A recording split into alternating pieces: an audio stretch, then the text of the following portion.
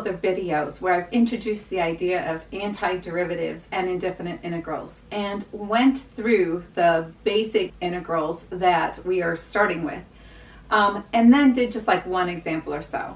In this video, I'd like to focus more on the examples. So I've written up our basic integrals, but we will apply them to these examples so that you get more types of problems that you can deal with when finding your indefinite integrals.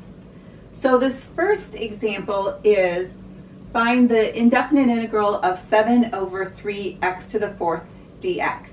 Now with this, I don't have anything in my basic integration that deals with having an x in the denominator.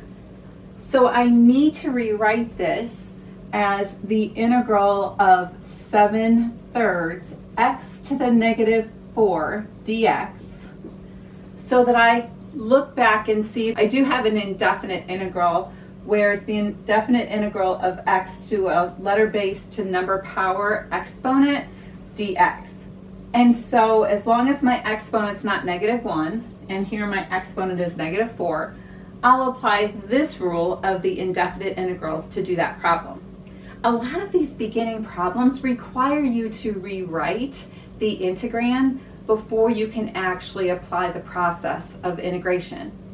So now this rule says that when you identify that's the type of indefinite integral you're asked to do, you keep the base, add 1 to the exponent, divide by that number, and then if you have a numerical coefficient that's also in front of it, we will multiply by that number. And then we have our term plus c. So in this particular problem, I can write this as 7/3 times the integral of x to the negative 4 dx. We can factor out the number constants, and then add 1 to -4, I have x to the negative 3 power. When I divide by -3, it's like multiplying by a -1/3. So 7/3 times -1/3 is a -7/9, and then plus c. So our indefinite integral of this original problem, the integral of 7 over 3x to the 4th dx, is actually -7 over 9x cubed, then plus c. So you'll want to make sure that you rewrite the answer in similar format to how the question was asked, and don't forget your plus your constant term. Let's do the next one. Well, this is the integral of a polynomial divided by a monomial, one term. There's no plus or minus in the denominator of this fraction. And again, when I look back over all of the indefinite integrals that I have, I don't have any of them that have a division of two functions, and in fact we won't. So what I need to do is figure out how I can, again, rewrite this integrand first before we integrate it. So since we're not integrating yet, we're just rewriting it, we want to write the integral of, and then with the monomial denominator, that's your common denominator. So you're going to write the fractions as separate fractions with that common denominator and the sign that's between the terms in between the fractions. So then we'll have 3x cubed over 5x minus 2x over 5x, and then plus 7 over 5x, and that's dx. And then simplify each fraction individually before you integrate. So this is the integral of 3/5 x squared minus 2/5 plus 7/5 x to the -1. Same reasoning for bringing that up as we had in our first example. Now as I go through this, the integral of 3/5 x squared, where you're going to add 1 to the exponent and divide by that. 3/5 times 1/3 dividing by 3 is just like multiplying by 1/3. So 3/5 times 1/3, the 3's will remove as common factors and you'll get 1/5. X to the third Now minus, what's the integral of 2/5? Well, 2/5 is a number, and the function that had a number as its derivative was that number times your letter. So this will be negative 2/5 x. And then this last term is to integrate 7/5 x to the negative 1. Well, that exponent being negative 1, I can't add 1 to the exponent and divide by that, because that would make me divide by 0, and that's not defined. So when I look back, what do I do when x is negative 1 on the exponent of it? And it's right here as one of our basic integrals. The integral of x to the negative 1 dx, that's the particular one that goes back to the natural log of the absolute value of x. So this is plus 7/5 times the natural log of the absolute value of x, and then plus c. How about the next one?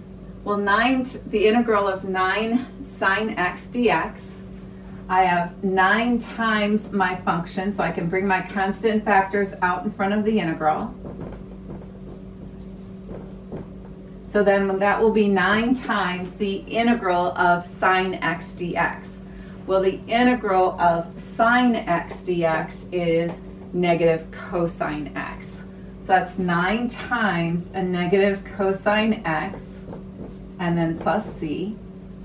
And 9 times negative cosine x is negative 9 cosine x. So I have negative 9 cosine x plus c.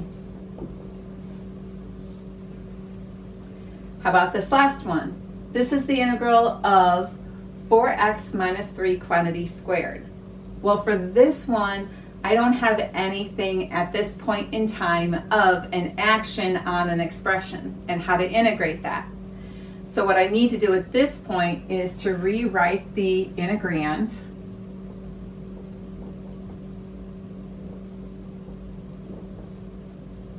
by multiplying the square of that binomial, so expanding out that square of the binomial.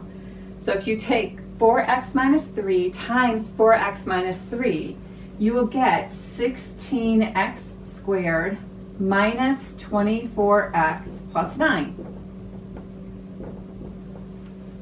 And then again, I'm going to do term by term integration, and remember that anything I need to divide or multiply that expression by, if there's a numerical coefficient in front of it, if there's a number already multiplied to it, you do that multiplication or division to that number.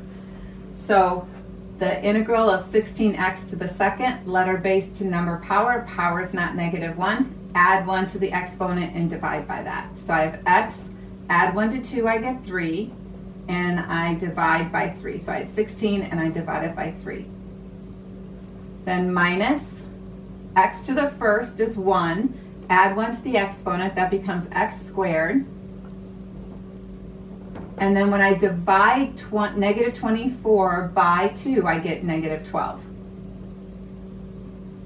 And then plus the integral of a constant term is that constant times your variable, so that's plus 9x, and then plus c.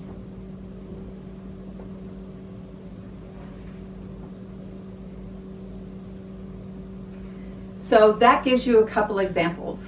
Now, one thing I also want to add to this list that we've done and applied, but I didn't have it on this board, is if you're taking the integral of a number times a function, so a constant times a function, you can bring the constant factor out. So that's the constant times the integral of the function dx. And then also another thing we did in those examples is if I have the integral of a function plus or minus another function, you look at it as the integral of the first function dx and plus or minus whatever you had, the integral of the second function dx. So this is term by term integration. The integral of two terms is the integral of the first term, then plus or minus the integral of the second term. And then this other one is you can bring the factors out. So now I'm going to erase that part of the board and we'll do a couple more examples. One is the integral of the cubed root of x times that x squared minus 4x plus 1. I don't have anything that is the multiplication of two functions, nor will we get one. So what I need to do is to rewrite that integrand so that it is either term by term, number times function, etc. Now, the cubed root of x is x to the 1/3 power. So this is the integral of x to the 1/3 power times that x squared minus 4x plus 1 dx. And I still need to rewrite it one more stage before we're ready to take the integral. I need to multiply this x to the 1/3 power through my polynomial and make sure I carry out that multiplication. So this is the integral. Okay, so now what is x to the 1/3 times x squared? Well, remember, when you're multiplying exponential expressions, you keep the base and you add the exponents. So x to the 1/3 power times x squared is x to the 2 plus 1/3 power. Well, 2 with a common denominator of my 3 is 6/3. So 6/3 plus 1/3 is 7/3 power. So I have an x to the 7/3 power from that first multiplication. How about x to the 1/3 power times a negative 4x? Well, that'll be a negative 4, and then x to the 1/3 times x to the 1. Keep the base x and add the exponents. 1/3 plus 1 is 4/3. And then x to the 1/3 power times 1 is plus x to the 1/3 power. And notice I still have my integral sign and I still have my differential because I haven't integrated yet. I've just rewritten the integrand. So then we have, now we're going to integrate.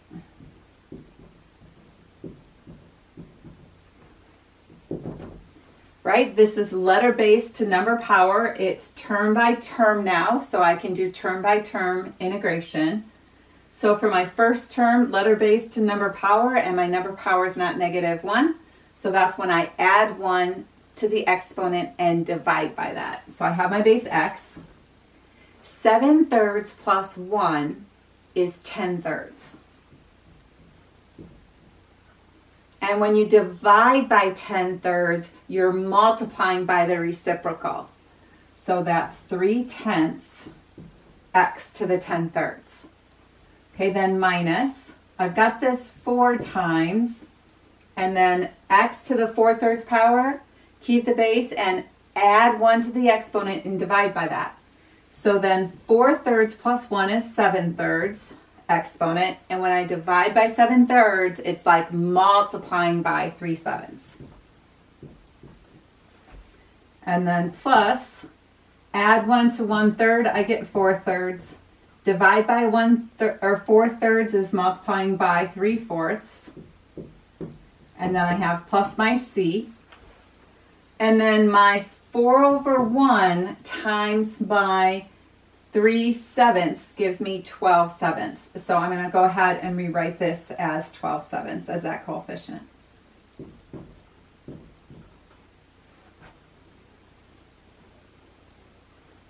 So that is our indefinite integral of the original question.